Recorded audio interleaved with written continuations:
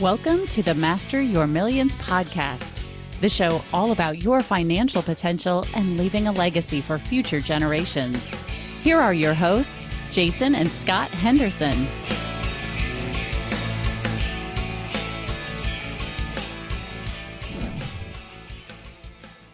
Welcome back, everyone. I am your host, Scott Henderson, and my co-host is Dr. J. We have a very special guest, someone that Jason has known for quite a while. So, Jason, who do we have coming on? Well, Scott, thanks for the introduction. And yes, you're right. We have Jerry Hancock today, who has been a friend of mine for a very long time. He was born and raised in Pocatello, Idaho, like myself. We actually played ball and a few other things. Remember going on long runs and doing different things and liking the same girls, et cetera, et cetera. He's now a father of four. He lives in Provo, Utah, and he is the founder and the originator of Sub-Zero Ice Cream, which is a franchise, and he'll tell us a little bit about that. I'm not sure how many stores he has currently, but it has expanded to several places around the nation, nationwide. He spent a lot of time in the National Guard. He is retired from there. He has a couple of patents. He's just an all-around good guy. So welcome to the show, Jerry. Hi, nice to meet you, or talk to you again. I mean, in a long time, but it's been, I have a big affinity to the Hendersons. They, grew up around Jason. My dad was friends with his brother, so for a lot of years. And anyway, we go way back. Thank you. So tell me, Jerry, how was it that you came up with the idea of Sub-Zero ice cream? And for the listeners out there that don't know what it is, it's a really nice ice cream place. However, when you walk in, there's no ice cream. Yeah, there's no ice cream. There's toppings and things to go in it, and there's cream. And what they do is they take liquid nitrogen, they mix it with the cream right in front of you, and create your ice cream absolutely right in front of you, which is really kind of a cool concept. And they can scoop it off the cold plate, put it in your bowl or whatever container it is, and you go eat it. What gave you the idea, Jerry, to start this business? Well,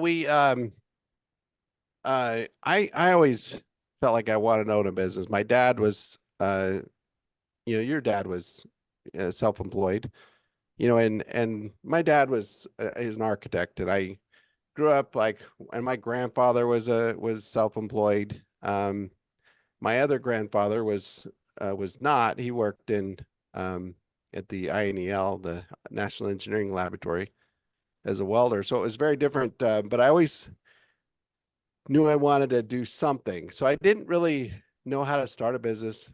Went into chemistry as a degree, but didn't go any further. And chemistry didn't do the best things for my GPA. So, but I worked in theoretical chemistry, and which got me jobs in software engineering. So that's where I ended up, is working for software companies. 2000 comes around, Y2K. People aren't hiring software guys after Y2K, and especially after 9/11. So, so I was out of work a lot. So I thought, well, let's go buy a franchise. I didn't get into MBA schools that I wanted to get into because of the chemistry GPA. And anyway, but so we bought a franchise, and we built that and ran it, losing money, got another job, going back to work, and just running back and forth to the store from morning to night, and just burning candle at both ends. But we knew we had to add something, so we just asked the customer what they wanted. Everybody said ice cream. So that's where ice cream came into play. We weren't thinking of ice cream. It was just what the customer wanted. So we went to the manufacturers. They said, don't do ice cream. So they just said, don't do ice cream, because it's people will go past you and go to the name brand. And so, Jerry, not to cut you off, what was the franchise you were running at the time? It was called New York Burrito. So it was a the kind of Mexican food? It was wraps. It was like tortilla wraps. So you pick different flavors of tortillas. So you'd have like 7 different flavors of tortillas, and then you'd but it wasn't, there was some Mexican style to it, but it wasn't really Mexican because it was Thai and barbecue chicken and Caesar salad wraps. And we had about 25 different types of wraps that you could, so it was really kind of a extreme choice as far as Cool. what you could build. So we just would build the wraps, it was, but you start with a tomato basil with a Spanish or white rice or a lemon rice. And then if you wanted, anyway, so we had about 6 different meats, and um, actually learned a really good recipe I built that I actually came up with. It wasn't part of the franchise, but for chili. Um, so it's, So, if you so take you're in one, this franchise, and that's what you kept asking your customers, what would you guys like? What would you guys like? And they keep saying ice cream. right. And you go to the franchisor and they say, hey, No, we keep having this ice cream thing. And what came of it? They said, don't well, do it. the franchise, I knew I didn't want to like involve them because it wouldn't really fit in the store, and they probably wouldn't, they may or may not accept it. So I had extra space. So when we released the space, we bought off too much, that we could handle. So we had half the store we didn't even have built out. So we had it just walled off, and we were going to lease it, but we were in such a bad location that we couldn't lease it. So um, so we just tore down the wall and built this ice cream shop as an add-on. And therefore, if there's a demarcation point, then it's a separate store, and I didn't need to talk to the franchisor. Um, but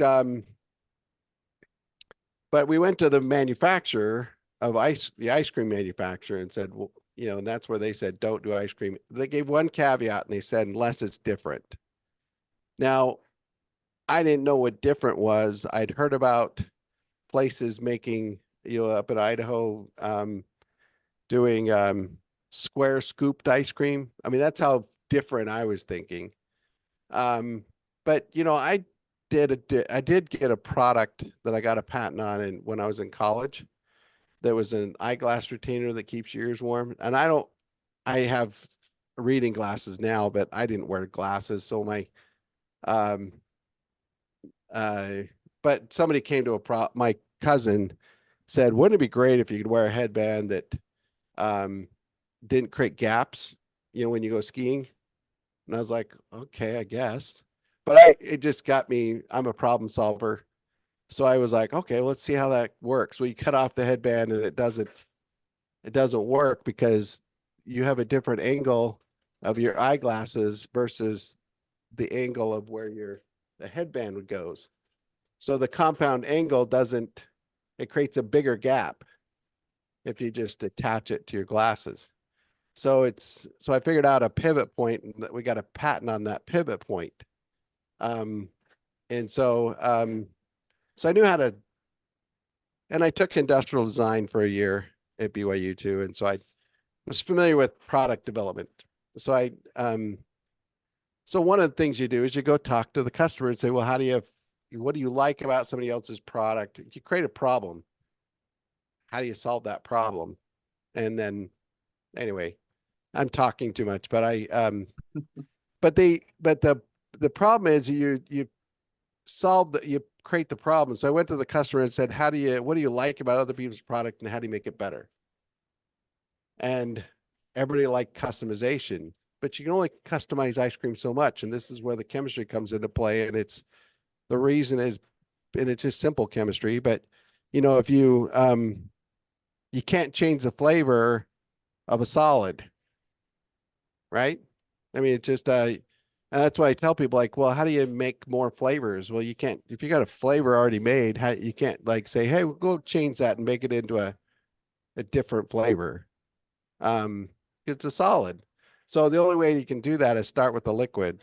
So that's where the definition of the product is. I had to start with the liquid. And then I read an article about liquid nitrogen, and then I tested it, and it was problematic. So I went to the chemistry department, talked to some guys that I knew that had gone back to school, and and I said, have you ever seen this done? They said, yeah. And I said, is it any good? And they said, no. And I said, why? And they said, well, it's inconsistent. There's some reasons why. I don't get into that. And it's the way it's done in academia. And I was like, well, I think I can solve the problem. And then I figured out, how to make it consistent. And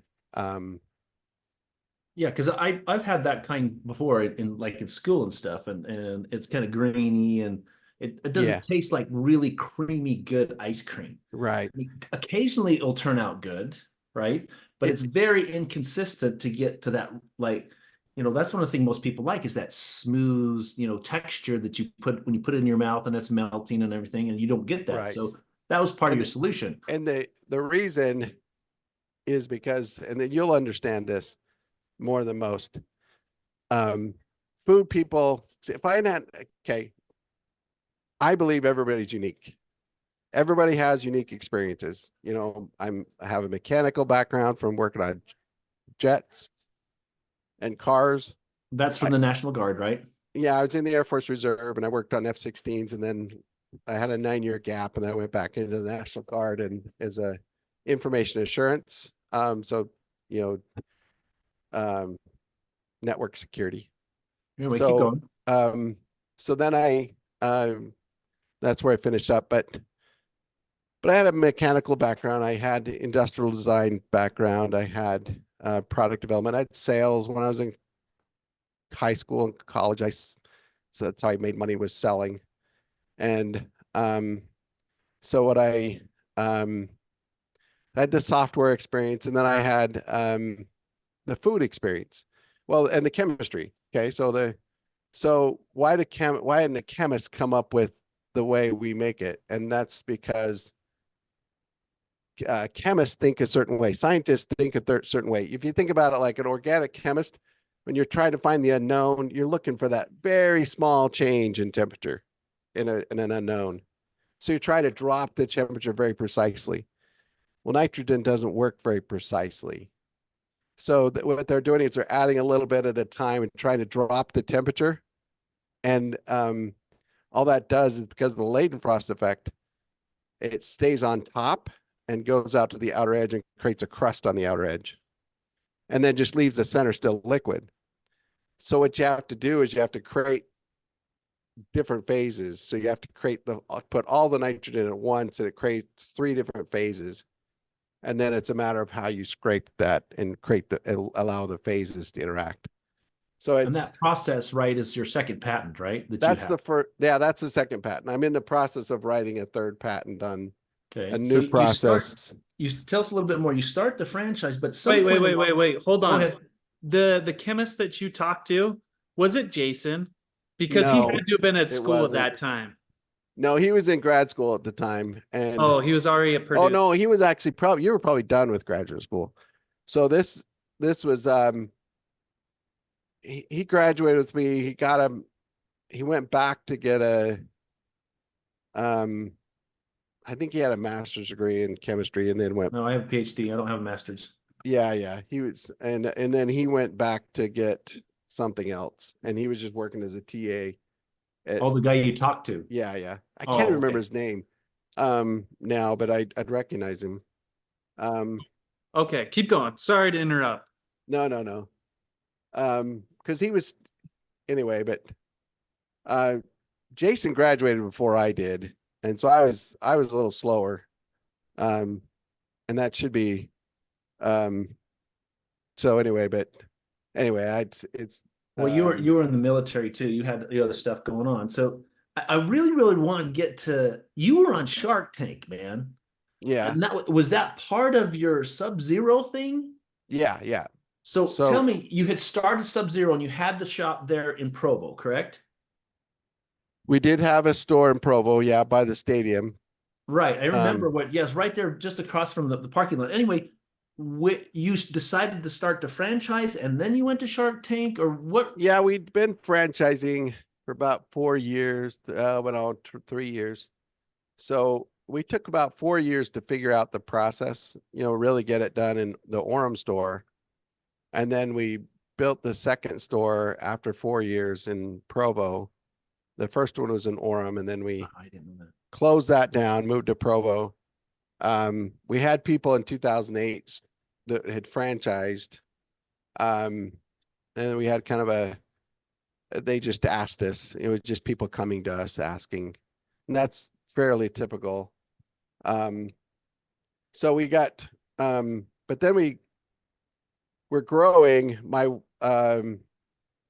And we got our first store out of state. It becomes a little bit harder as you move from like very tight regional, where they're all in Utah, and then you start supporting somebody out of state. So I was feeling, and we were out of money. And franchising is a lot more expensive than you would think. Because it costs a lot legally, it costs a lot, to support the franchisees. You get a small portion of their sales.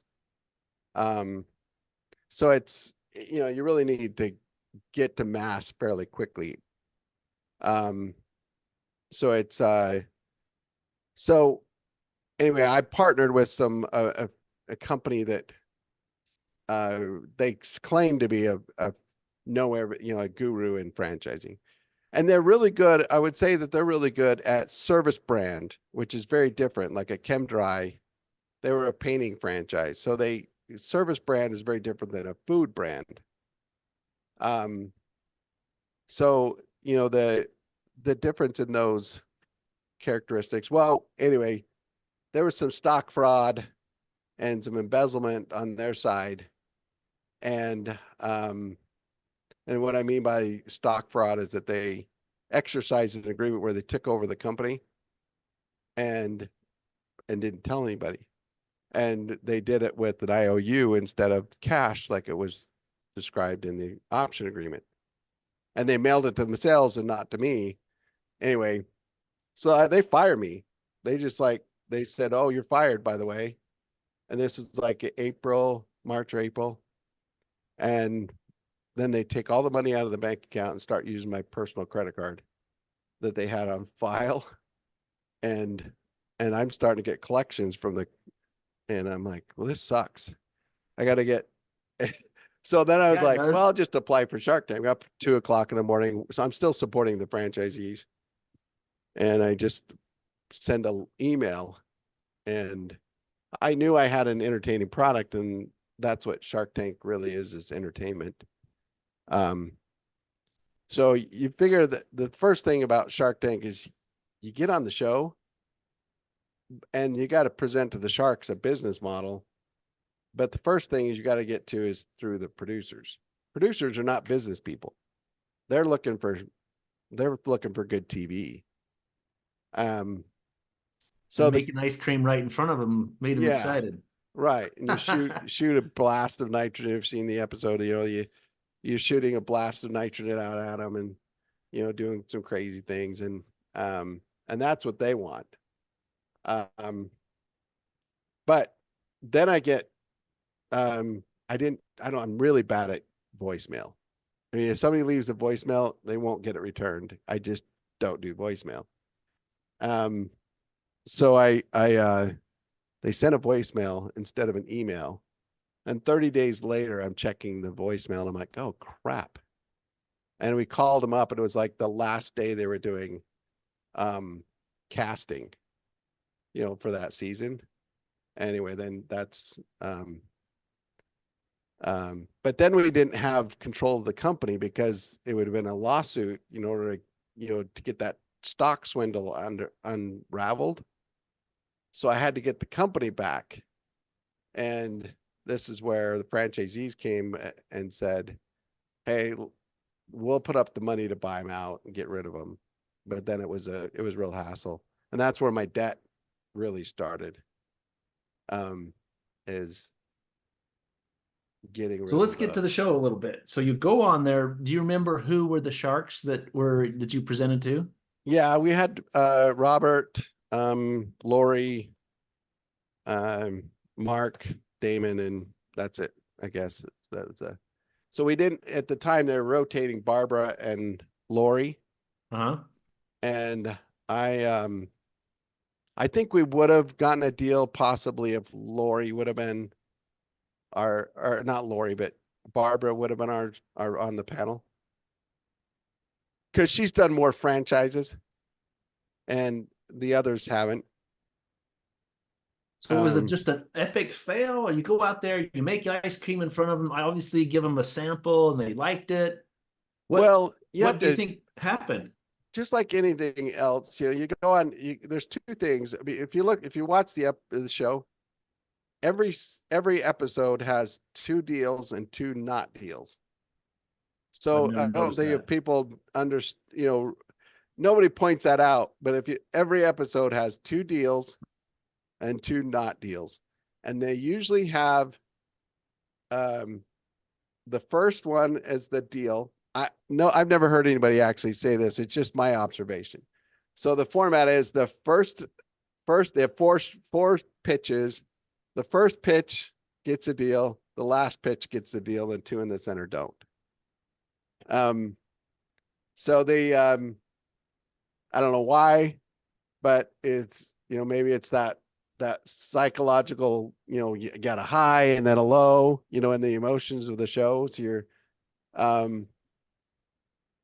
so we had 2 producers that would work with us, and one was she'd also worked on The Voice and had an Emmy from being a producer on The Voice. And so she was like, you got to get a deal. You got to get a deal. And I'm like, yeah, the problem is I don't have Barbara, that day. And so if I don't get Barbara, I've really only got Mark as a play, because Robert's not going to do franchising. And, I guess Kevin was there, the same type of thing. He's a kind of a food guy, but he doesn't do food businesses where, it's a ship to order at best. So you got to pick your audience, and that's so then you got to say, all right, first thing, because my wife was really nervous about how it was going to be edited. And, are we going to look like crap, or are we going to look like, because it can either make or break your business. I mean, there's people that have really been destroyed by Shark Tank. Not a lot of them, but some, where, the impression that they had was really terrible. They're just and you not think that has to do with the editing? Well, and also the people just aren't likable. If you're not likable. That wasn't the case with you. You're likable. Well, that was by intent, though. I mean, I'm not always likable, but it's so you go in there and you say, all right, first of all, we have to be good TV, because if you're good TV, then you present well, and that's your you got one chance. There's no like second takes or anything. You're not going to be argumentative. You just can't do that. When you're in there, some of them are. You've seen the show. I mean, some people are argumentative and they just look like crap, because the sharks will just eat you alive if you're argumentative. Yeah. And so if we're not going to get a deal, or it's not likely, I'm not going to fight with the sharks. Well, you really need to get it. I don't want to look desperate. You just tell it what it is, and then you just be likable and say, now, even then, you don't know whether you're going to get aired. And it's when you walk out. So you don't know until 2 weeks before they air, in this season. So we just went into debt, like $350,000 to get rid of our partners. We had no money, no cash. And we don't know whether we're going to be on Shark Tank at all. And so this is July 17th. It was actually our anniversary when we filmed. So and the first thing they do is they take you out of the tank and they take you to a psychologist, and they make sure you're not suicidal, or that you're going to be like, go postal. After being rejected by the sharks. Is that what you're saying? Well, everybody goes to the psychologist. Wow. So I want to be clear here. Both you and your wife went together, right? Because you guys are partners, right? So you go out on the set or whatever together. Right. Okay. Yeah. And I was talking a lot. And the funny thing is, like, the sharks they're really, I've only met them the one time. That was it, just there in the stage. Never met him since. Um, they but they really were pretty good to us. And they said, "Oh, listen, I want to hear from Naomi." And so they would actually like, and I was like, "Okay, I'm talking too much." Um, and she's really good. She's very presentable. Um, when it comes to, you know, we actually go and do a lot of speaking together where especially in schools, and we switch off. So we'll just play against each other, which is fun for me. But anyway, I don't know if it's fun for her, but I think she likes it. Um, so we come out and um, then they rush you out, and that's the last you hear from them, and until about 3 weeks before you. So we kind of had an idea we were going to get aired because the teaser commercial for the season had one frame of us in it. And I was like, well, they wouldn't put a frame in if we're not going to be in the lineup. So anyway, so then we aired like the snowiest day of the year. So it was like we couldn't get press out to cover us, because they didn't want to, get in the Drive in the snow. snow. Um, And no one wants ice cream on a snowy day. It's the way you want to be Right. aired in the middle of the summer when it's hot. yeah, So overall, I mean, you didn't get a deal with the Sharks. However, overall, did that exposure help the franchise and people wanting to find out more? it's always easier to get somebody to watch a Shark Tank episode than it is to watch any other presentation. So when So you have someone asking you, "Hey, why you want to be a franchisee?" You yeah, say, "Well, go check out this right. Shark Tank episode," and that starts kind of the education. Yeah. So it's definitely been a validator. Um, Now, when it comes to food, especially food franchising, it's really easy to start with a lot of money and then just market like heck. And especially you ever have product and you go buy machines off the shelf, and all you got to do is pour cream. Like I'm thinking about yogurt, where you just put stuff in a machine, and it's not really, I'm oversimplifying, but you know what I mean. I mean, it's like, There's not an art to it like that is when you're making the ice cream. I mean, your right. employees have got to be pretty well trained in order to make it turn out right. Well, it's not just that. I mean, our process took 4 years of figuring out. So if you're 4 years into it, you don't have, and you're in a crappy location where you just, um, you're not going to have these stellar sales where it's going to really drive the seasoned franchisor into buying from you. And, so it's when you're innovating and, versus just creating branding and marketing, it's just a different animal when it comes to franchising.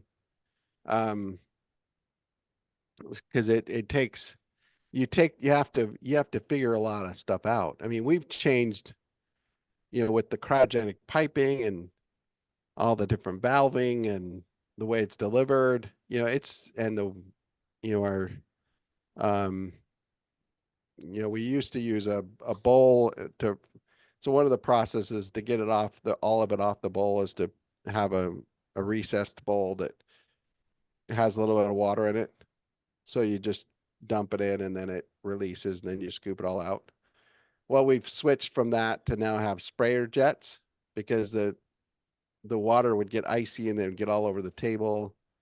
So now we've developed like a special sink that has sprayer jets underneath, and it makes it so it's a lot more, process driven. Are you currently still franchising, doing new stores? Yeah, we just opened a store in Miami, a third store in Miami, and a third store in Massachusetts. So how many total do you have nationwide? We have about 29 with those two that just added. Cool. And then in the event someone was listening to this and say, you know what, making ice cream in front of people sounds really, really cool. And the ability to customize whatever right, because you can customize anything right in front of them, and boom, it's there. I mean, instant gratification. How would they get a hold of you? What's the best way for someone that we could put in the show notes for them to get a hold of you? Well, you can give them my phone number, and Okay, we can put it at the bottom. yeah, and then just maybe website. subzerofranchise.com or Sub-Zero Ice Cream will get you Did you to say those. subzerofranchise.com? Yeah, and then or subzeroicecream.com. One's the main store page. It doesn't really promote franchising as much, but it has all the, product store information. I find that in ice cream, you make your money off of the store. I mean, you don't make your money off the store. You pay your bills off of the store. So, and I'm not talking about Sub-Zero. I'm just talking about the industry. This is taking me a lot of time to figure this out too. Where you make your money is off of cakes, catering, and for us, STEM education. So we've tried to really incorporate STEM education, and that's one of the things that differentiates us. At BYU, one of the professors there offers extra credit for coming in and explaining what's happening for Chem 101 or 105, 106. So we've really tried to focus on the STEM education, and I want to create more education content. Is really where I want to go as far as promotion, but I really think that's where we give back. And I think with business, you've got to give back. If you're not giving back, then but with catering, we can do catering better than anybody. I mean, if you think about ice cream's really difficult to cater. You have to take it, you got to freeze it, you got to make whatever they're going to order, you got to take it there, you got to keep it frozen the whole time. And you can go there and make it fresh right there. You can only thing you got to transport is your liquid nitrogen tank. Right. In a minivan, I could do 400 to 500 servings out of what I can pack in a minivan. And tomorrow, we're doing a life celebration at noon in Park City, and then a wedding catering at 7 o'clock at night in Highland. So it's and right now it's just still me and my wife doing most of those here in Utah, but it's so we'll pack that up today and then go out and do those tomorrow. But we can we've done 900, 1,500 people in 2 hours. So you can't do that with typical ice cream. The soft serve machines can't keep up with the freezing process for that many people. If you're bringing that out with tubs, that's a lot of tubs. And how many freezers do you have to have? That you got to have on standby. So we can do catering better. We go out and do, we give it away oftentimes for, like golf tournaments, where they're fundraisers for charities. There's one charity we typically do every year, and it's called, I really want to promote them. It's called Rising Star, and but it's a charity that is located here in Provo, but they provide education, schools, education, and medical for leprosy colonies in India. So they take the kids that have leprosy, they treat them, and then they educate them, because there's a stigmatism from having leprosy, even if you're cured, to where they can't elevate themselves out of a beggar society. And so we can put a contact information for them in the show notes. We're running out of time for our episode here, Jerry, and I can tell that just what you've taught is one of the things we talk about often, or emphasizing, that mastering your millions starts in your mind and with your team. And so your wife has been the key part of that team, if you will, the whole way through, right? Yeah. She has been through the thick and the thin and the hard and up and down. In the event you could go back and maybe give yourself or you would give someone else some advice, follow your path. I mean, your path has been very unique in what you've done. You're right. You're for the fact that you've worked on F-16s, you've done this, you had a chemistry background, you're able to actually come up with this, which is a cool concept. And then, is starting to go very well. What other kind of advice would you give people? I've learned a lot personally, and it's but I'm going to tell you, having gone through the lawsuit and the I don't want I don't want to I think it's abuse, any kind of abusive relationship. You tend to get into a mindset that's not really healthy, and it's a tough thing to get out of. But I was listening, and oftentimes you talk to people, and you're looking for somebody to save you, and nobody wants to save you. They maybe want to help you, but they don't want to save you. You get into and I was listening to Donald Miller, if you're familiar with story branding. Yes. He's a and I'd listened to him for several years, but he didn't really get into. He always talked about the hero and the guide, which I really like. And he never talked about the other characters until he talked about one of his more recent books, like I think last year, that he talked about hero to anyway. So, I can't remember the book now. But he talked about his own personal story, and he talked about how he was a victim at one point in time. And he says nobody wants to hear about the victim. Why do people like Donald Miller not want to talk about Donald Trump? Because Donald Trump talks about being a victim, and at times. Now I'm a big and nobody wants to talk about the election because it's a victim mentality. It doesn't matter whether it's right or wrong, but the point of the matter is that I've had to turn myself around in my head and say, I can no longer be the victim. I have to take control, and I can no longer blame President Bush for the economy. Or blame your partners attempting to take over or whatever. Just right. Yeah. Okay. Keep going. And that comes back to franchisees too, because franchisees will often play the victim, to me, and act as I'm the villain, and what in their situation, whether they picked a bad location or whatever it is. Like I had one guy that said, well, I went and visited in a store, and he says, why aren't you out doing marketing for me? I'm like, do you want me to go out and pass out coupons for you? Because I don't think I can do that in Austin, Texas. I don't have the capacity to fly down to Austin, Texas and go pass out coupons to schools.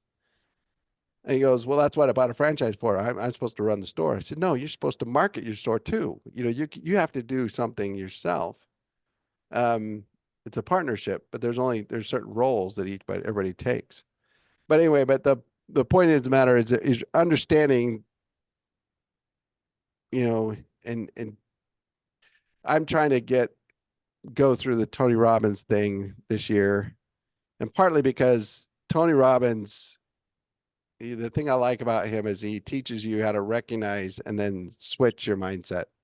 So you've got to, whether his wife, in a recent podcast that they were having an argument over a certain thing in their home, and she had to stop, and she went and did her thing that changes her mindset. And what she does is goes and brushes her teeth.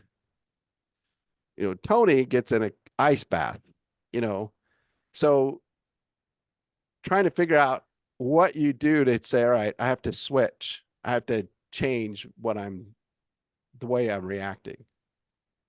So that's what you would say is don't be a victim. Don't sit and blame the other people. Step up, take responsibility, and do what you need to do. Right. Don't be a villain or a victim, but you don't want to be a villain. Of but course you don't want not. to be the But you've got to victim be either. responsible for what's going on in your life, Right. right? And then simply make it happen, which is a great message. I mean, I really appreciate you sharing that with us. And parenthetically, if you know Tony Robbins, we'd love to have him on the show. I Scott, don't, but Scott, tell I us where we're at. Yeah, no, Jerry, we got to wrap this up. We're kind of going over time, but we I really appreciate apologize. you coming on. I want to hear more about your, because I understand a little bit about, what you guys, do as far as being the bank, Yep. but I've never felt like I've had any money to be the bank. That we can help change that. We'll have to talk to Scott real quick. Just tell us kind of real quick what, Master Your Millions behind that, the business model and kind of what we're doing. If you'll do that real quick. Yeah, so the whole purpose behind this is to train investors and help them learn not only just how to be the bank, but how to really obtain financial freedom, how to create millions, master that millions, pass it on to the next generation. That's what we're all about. And for our listeners, that is the whole goal that we're trying to help everyone go towards and make it towards.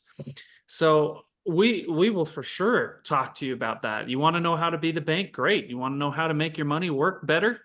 That's what we're here for.